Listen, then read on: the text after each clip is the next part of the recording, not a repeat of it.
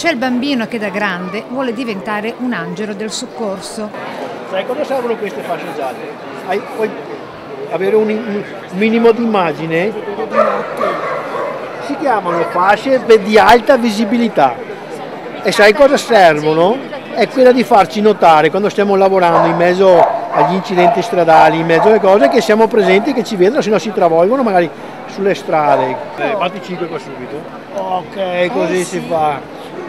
Okay. Io da grande faccio il lavoro da pompiere. Ed ecco il mondo deformato e distorto di chi, ubriaco e alterato, si mette in strada. Senta, ma quanto ha bevuto?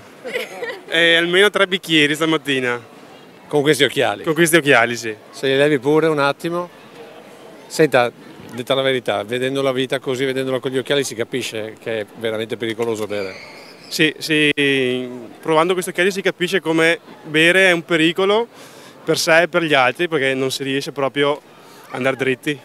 La sintesi della simulazione dei controlli delle forze dell'ordine lungo il territorio con l'Avis, i sanitari del Sueme Veneto Strade, per spiegare e mostrare nel concreto alla gente i reali rischi di un uso scorretto della strada. I cittadini devono essere coscienti che la strada è un pericolo, non solo per gli automobilisti ma anche per biciclette e pedoni soprattutto.